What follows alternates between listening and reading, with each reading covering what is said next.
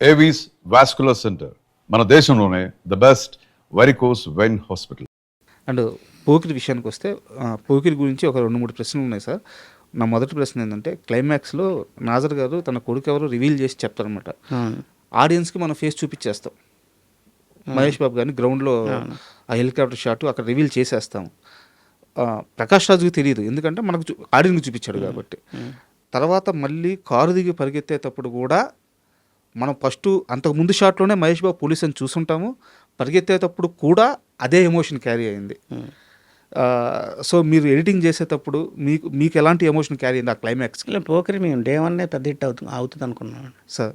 Day 1 పెద్ద hit అవుద్ది అనుకున్నాం.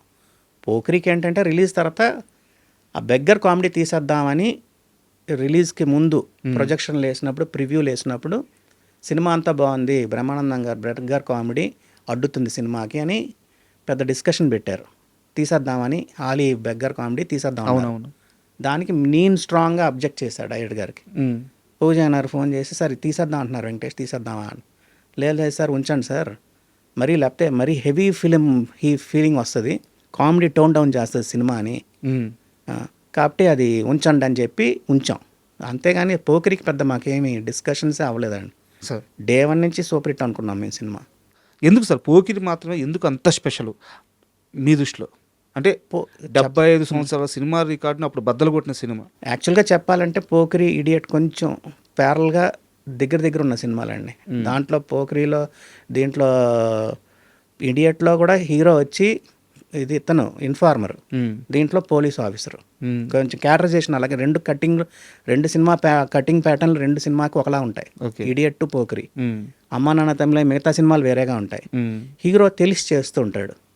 అందుకు మేము ఎలా కట్ చేసామంటే, ఎవరైనా క్వశ్చన్ వేయకముందే ఆన్సర్ వస్తూ ఉంటుంది హీరో దగ్గర నుంచి. ఆ టైమింగ్ పెట్టాం మేము. ఇడియట్లో కూడా అలాగే ఉంటుంది, పోకిరికి కూడా అలాగే ఉంటుంది. ఫస్ట్ నార్మల్గా ఎడిట్ చేసేసాం.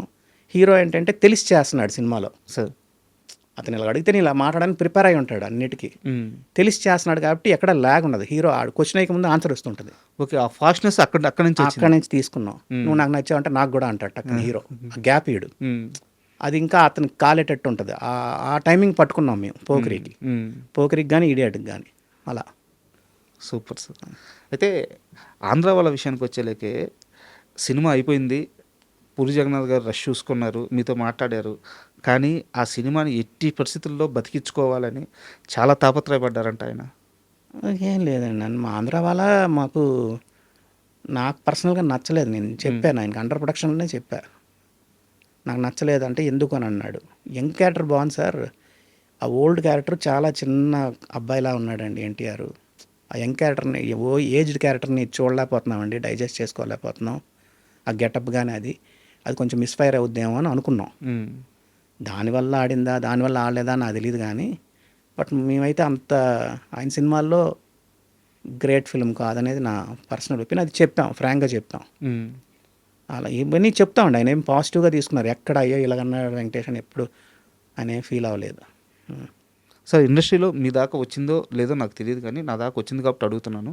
నేను తప్పు అయితే కరెక్ట్ చేసుకుంటాను. పూరి జగన్నాథ్ గారితో మీకు గ్యాప్ రావడానికి కారణం ఫైనాన్షియల్ ఇష్యూ సార్? అంటే చెప్పకూడదు, ఒక అంతకు అదే కారణం. అదేనా? అంటే ఫస్ట్ ఫిలిం నుంచి అదే పేమెంట్ ఇస్తున్నారు. పోకిరికి సార్ అదే పేమెంట్ ఇస్తే ఎలాగంటే కొంచెం పెంచండి, అన్నీ ఆయన ఓన్ ప్రొడక్షన్ అనమాట. బయట చిన్న సినిమాలకి నేను ఎక్కువ తీసుకుంటున్నాను, పెద్ద సినిమాకి కూడా నేను దానికంటే తక్కువ తీసుకుంటే బాగుండదని అడిగాం. ఆయన హర్ట్ అయ్యాడు అన్నట్టు అన్నారండి. అది నాకు కరెక్ట్గా తెలియదు, నేను అనుకోవడం ఇది అలా. అంటే కొంతమంది టీం మారాం పోకిరి దేశముద్ర తర్వాత. అవును, ఫైనాన్షియల్ మ్యాటర్ అంటే అంతే అయ్యి ఉండొచ్చు, నాకు అదే అయ్యి ఉండొచ్చు నాకు తెలుసు. సో ఇది జస్ట్ కనుక్కోవడానికి. నాకు ఇప్పుడు ఈ రోజుకి ఆయన ఎక్కడైనా చూస్తే మాట్లాడతారు. ఏ డైరెక్టర్ అయినా మాతో బాగానే ఉంటారు. వాళ్ళు సినిమా ఇస్తేనే మంచి, సినిమా ఇవ్వకపోతే మంచిగా ఏం కాదు సార్.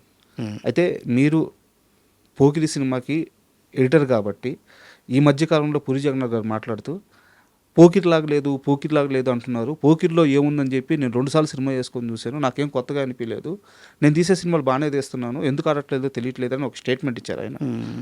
అంటే అసలు పూరి జగన్నాథ్ గారి టచ్ కానీ ఆ మేకింగ్ కానీ ఎక్కడో ఆ స్పార్క్ మిస్ అవ్వడానికి కారణం ఏంటి? మీరు ఎడిటర్గా ఇంత ట్రావెల్ అన్నారు కాబట్టి మీరేం అబ్జర్వ్ చేశారు? పూరి జగన్నాథ్ ఇది ఆల్రెడీ నేను చెప్పానండి మిగతా ఇంటర్వ్యూలో. పూరి గారి దగ్గర ఏంటంటే ఆయన ఏటీఎంకి వస్తే కూర్చుంటే ఆయన కథ తెలిసి ట్రిమ్ చేస్తుంటాడు సినిమాని. ఇది అక్కర్లేదు తీసేయండి, ఇది అక్కర్లేదు తీసేయండి అంటుంటాడు. ఆయనకి తెలుసు కాబట్టి. మిగతా డైరెక్టర్లకి ఈయనకి తేడా ఏంటంటే అదే, మిగతా వాళ్ళందరూ ఉంచమంటారు, ఈయన సినిమా చూస్తున్నప్పుడు ఇది అక్కర్లేదు తీసేయండి, ఇది అక్కర్లేదు తీసేయండి అంటూ ఉంటాడు. ఆయన్ని లేదు సార్ ఇది సినిమా ఆడిటోరియంకి అర్థం అవ్వదండి, మీరు కథ తెలిసి మీరు ట్రిమ్ చేస్తున్నారు అని ఆయన ఆపాలి. అది మరి నాకు తెలిసి ఒకవేళ వీళ్ళు ఆపట్లేదేమో అని నా ఫీలింగ్. కొత్త ఎడిటర్లు అంటే మేబీ నేను చెప్పడం తప్పు అవ్వచ్చు, ఓకే, నాకు తెలియకంటే మాట్లాడకూడదు. నేనైతే హోల్డ్ చేసేవాడిని, సార్ భలేవారు మీరు కథ తెలిసి ట్రిమ్ చేస్తున్నారండి బాబు, ఆడిటోరియంకి అర్థం ఇది ఉంచండి అని చెప్పేవాడిని. ఇప్పుడు పోకిరిలో కామెడీ ట్రాక్ వద్దన్నారు, అలాగనమాట. అలాగ మిగతా సినిమాలకు కూడా మేము ట్రిమ్మింగ్లో ఆయన టూ ఫాస్ట్ ట్రిమ్మింగ్. ఆయన ఇది అక్కర్లేదండి తీసేయండి, ఇది అక్కర్లేదని తీసేయండి అంటూ ఉంటాడు. ఆయన్ని హోల్డ్ చేయాలి, సార్ ఇది కథగా అర్థం అవ్వదండి ఉంచండి అని. అలాంటివి ఆయన దగ్గర కొంచెం అది మైనస్ అని నా పర్సనల్ ఫీల్ అండి. సో మేబీ నేను రైట్ అవ్వచ్చు, రాంగ్ అవ్వచ్చు, ఆయన్ని హోల్డ్ చేయాలి. సో దిల్ రాజు గారి అసోసియేషన్తో మీకు స్టార్ట్ అయింది ఆర్య నుంచే? ఆర్య నుంచి. ఆర్యలో హీరో క్యారెక్టరైజేషన్ చాలా అప్పటి వరకు కొత్తగా ఉంటుంది. మీరు ఆ సినిమా చూసిన తర్వాత ఎడిటింగ్ రషెస్ చూసి ఎడిటింగ్ స్టార్ట్ చేసే ముందు కానీ లేదా చేసే క్రమంలో కానీ ఈ డైరెక్టర్ ఎవరో మామూలుడు కాదు అనే ఒక ఫీల్ ఎప్పుడన్నా కలిగిందా మీకు? చెప్పాం మేము. నాకు ఆర్య ఫస్ట్ షెడ్యూల్ తర్వాత ఆపారు సినిమా వాళ్ళు. ఓకే, ఎక్కువ కన్ఫ్యూజన్గా వెళ్తుంది అటా ఇటా, ఏంటి అసలు బాగుందా బాగాలేదా అంటే నేను సినిమా చూసి నాకైతే నేను చాలా స్ట్రాంగ్గా చెప్పా, చాలా బాగా చేసినట్టు సార్, చాలా బాగుంది సార్ సినిమా అన్న, పెద్ద హిట్ అవుద్దండి అని అన్న. అవి ఉంటాయండి. ఆయన దిల్ రాజు గారిది ఆయన కూడా సురేష్ బాబు వల్ల చాలా ఓపెన్గా తీసుకుంటారు. ఆయన పన్నీ వాసు చాలా చాలా ఓపెన్గా తీసుకుంటారు. మనం ఏం చెప్పినా హర్ట్ అవ్వరు, నవ్వుతారు, ఎందుకు అని అంటారు, కూర్చోబెడతారు, మాట్లాడతారు, డిస్కస్ చేస్తారు, అవి ఉంటాయి. ఆర్యాకి మేము డే వన్నే అన్నాం, సినిమా చూసిన తర్వాత చాలా బాగా అనిపించింది నాకు, చాలా మోడర్న్గా అనిపించింది. కాబట్టి మేము చాలా స్ట్రాంగ్గా బిలీవ్ చేసాం ఆ సినిమా ఆడద్దని. సూపర్. అయితే నాకు ఇంకో డౌట్ వచ్చేసి మన భద్రా సినిమా గురించి సార్. ఒక పరిపూర్ణమైన స్క్రిప్ట్ అనిపిస్తుంది నాకు భద్రా సినిమా చూస్తే. ఆ లవ్ స్టోరీ కానీ, ఆ యాక్షన్ కానీ, ఆ హీరో క్యారెక్టరేషన్ కానీ, బోయపాటి లాంటి ఒక కొత్త దర్శకుడు మీ దగ్గరికి వచ్చి ఆ కథ చెప్పి లేదా ఆ సినిమా తీసి మీకు ఇచ్చినప్పుడు ఆ సెన్సిబిలిటీ గురించి, అంటే అంత సెన్సిబిలిటీ నేను బోయపాటి గారిలో మాస్ చూశాను కానీ భద్రా కాస్త పక్కకు ఉంటుంది ఆయన సినిమాల్లో. భద్రా సినిమాతో మీ ఎక్స్పీరియన్స్ చెప్తారా? బాగానే, మాకేమి మేము సరదాగానే చేసామండి ఆ సినిమా. కొన్ని సీన్లు ఇంపార్టెంట్ సీన్లు కొన్ని కావాలనుకున్నారు, అది మేము అక్కర్లేదని మేము డిస్కస్ చేసి తీసేసాం క్లైమాక్స్లో. ఓకే, హీరో వచ్చి వార్నింగ్ ఇచ్చే సీన్ ఉంటుంది విలన్కి, అది ఇక్కడే వార్నింగ్ ఇచ్చేస్తే క్లైమాక్స్ పండదని చెప్పి తీసేసాం. అలాంటివన్నీ వింటారు. ఎందుకు మేము ప్రాపర్గా మేము చెప్పిన దానికి ప్రాపర్గా రీజన్ ఇవ్వాలి. ఆ రీజన్ ఇవ్వకపోతే మేము ఊరికనే బాగాలేదని చెప్పకూడదు కదా. దీనివల్ల ఇదండి అని చెప్పి రీజన్ ఇచ్చామనుకోండి వింటారు. అంతే అండి, అది ఆ సినిమా అన్ని సినిమాలకి డిస్కషన్ అనేది ఉంటుంది ఎడిటింగ్ రూమ్లో, ఎందుకు ఏంటి అనేది ఉంటుంది. ఆ డిస్కషన్ ప్రాపర్ మేము ఏదో సినిమా జనరల్గా బాగాలేదని చెప్పాం, సార్ దీనివల్ల ఇది బాగాలేదండి రీజన్ చెప్తాం. ఆ రీజన్కి వాళ్ళ దగ్గర ఆన్సర్ ఉంటే ఓకే, ఆన్సర్ లేకపోతే మా మాట వింటారు. And for more videos, please subscribe to iDream. Please subscribe to iDream. Please subscribe iDream. And please subscribe to iDream. For more videos, subscribe to iDream. please like, share and subscribe to the channel. Congratulations, iDream. Subscribe to iDream. Subscribe to iDream. So subscribe to iDream Media.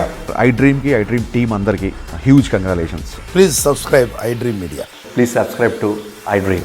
Subscribe iDream. Please subscribe to iDream. iDream అంటే నా కళల ఛానల్ను subscribe చేసుకున్న నోరు తిరుగుతలేదు, మీరైతే గంట గుర్తు కొట్టండి. For more such videos, please subscribe to iDream. Subscribe to iDream. Please subscribe to iDream. Please subscribe iDream Media. Please do subscribe to iDream. Please subscribe to iDream Media. For best entertainment and information, please subscribe iDream. And don't forget to subscribe to iDream.